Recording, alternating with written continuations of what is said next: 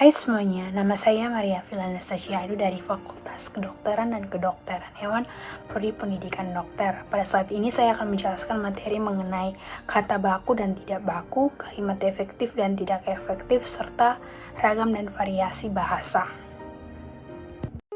Baik, yang pertama itu kita bahas dulu apa itu kata baku. Nah, kata baku adalah satu kata yang dimana penulisan atau pengucapannya itu sesuai dengan kaidah-kaidah yang telah berlaku.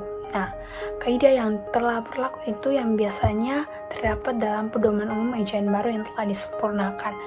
Atau kata baku ini biasanya itu terdapat dalam Kamus Besar Bahasa Indonesia.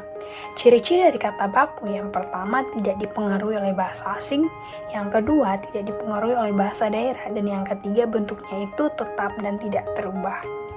Nah, sedangkan kata tidak baku itu merupakan kata yang dimana cara pengucapan atau penulisannya itu tidak memenuhi kaidah-kaidah, dan kata-kata tersebut itu tidak terdapat dalam Kamus Besar Bahasa Indonesia.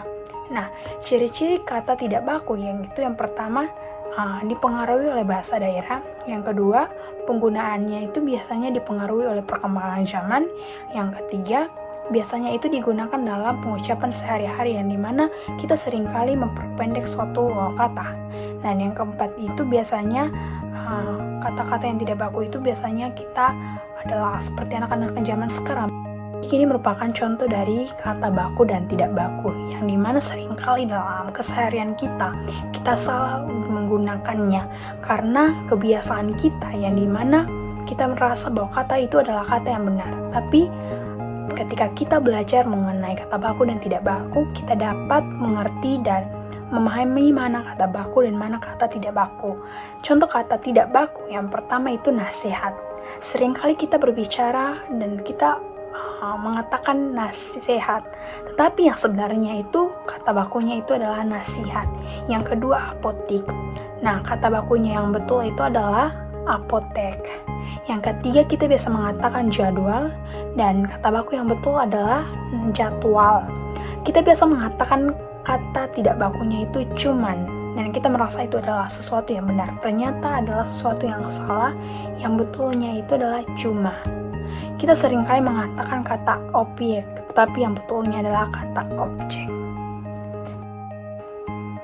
Baik, kita masuk dalam pembahasan mengenai kalimat efektif. Kita tahu bahwa kalimat efektif adalah kalimat yang jelas, singkat, dan tepat, dan kalimat ini dapat menyampaikan pesan atau informasi yang jelas. Nah, syarat dari kalimat efektif yang pertama sesuai dengan ejaan yang disempurnakan. Yang kedua sistematis, artinya kalimat ini disusun berdasarkan struktur yang tepat sehingga mudah dimengerti orang lain.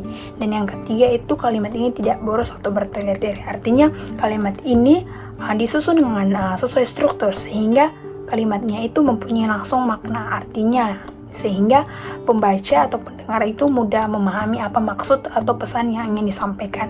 Dan yang keempat itu kalimat ini efektif itu tidak boleh ambigu, artinya tidak boleh bermakna ganda sehingga dalam penyampaiannya itu orang dapat mengerti dan tidak ada pendombelan makna. Sedangkan kalimat tidak efektif itu merupakan kalimat yang berbelit-belit, artinya isinya itu susah untuk dimengerti karena terdapat keambiguan, artinya terdapat makna ganda. Nah, contoh dari kalimat tidak efektif dan efektif yang pertama seperti ini. Ayah membeli obat di apotik dekat rumah. Nah, itu merupakan kalimat yang tidak efektif karena apa? Apotik merupakan kata yang tidak baku, sedangkan dalam kalimat efektif harus memuat kata-kata yang telah disempurnakan. Artinya kata tersebut harus terdapat dalam Kamus Besar Bahasa Indonesia. Jadi kalimat efektif yang tepat yaitu ayah membeli obat di apotek dekat rumah. Baik, ragam bahasa adalah variasi bahasa menurut pemakaiannya yang berbeda-beda. Nah, perbedaan tersebut menyangkut topik pembicaraan serta lawan bicara. Sedangkan variasi bahasa adalah jenis ragam bahasa yang dimana disesuaikan dengan lawan bicara. Faktor terjadinya ragam dan variasi bahasa yang pertama itu faktor geografis. Nah, dimana ada unsur wilayah yang menyebabkan adanya dialek-dialek tertentu. Misalnya ada perbedaan antara dialek masyarakat di kota dengan masyarakat yang tinggal di kampung. Yang kedua, faktor sosial, yang dimana ini berhubungan dengan kelompok penutur, dimana biasanya ada kata atau bahasa gaul di kalangan anak remaja. Yang ketiga yaitu faktor kontekstual, yang dimana ini biasanya digunakan dalam bahasa baku. Jenis ragam bahasa yang pertama itu ragam bahasa daerah atau biasa dikenal dengan ragam logat atau dialek. Nah, di mana ragam bahasa ini muncul karena pengaruh yang kuat tentang bahasa ibu, yang dimana dipengaruhi oleh faktor aksen. Nah, biasanya juga ini dalam situasi non resmi sehingga hanya dalam kehidupan sehari-hari dan biasanya hanya dimengerti oleh daerah-daerah tertentu. Yang kedua itu ragam bahasa dari segi pendidikan, yang dimana kita tahu bahwa kalau orang-orang terpelajar dapat mengerti sebuah istilah dari suatu tempat mereka menambah ilmu. Contohnya di bidang kedokteran, kita mengatakan bahwa tulang tengkorak itu adalah kranium. Nah, yang ketiga, ragam bahasa ditinjau dari sikap penutur itu bergantung pada sikap dan terhadap lawan bicaranya.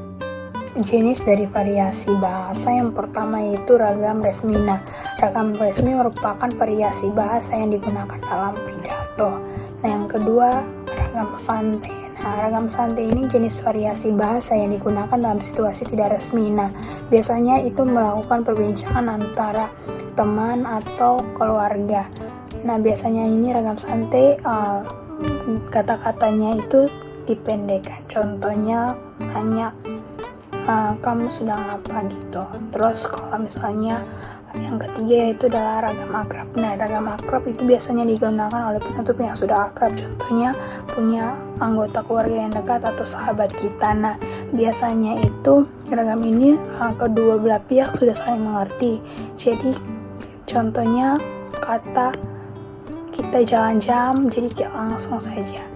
Baik, terima kasih untuk yang sudah menonton.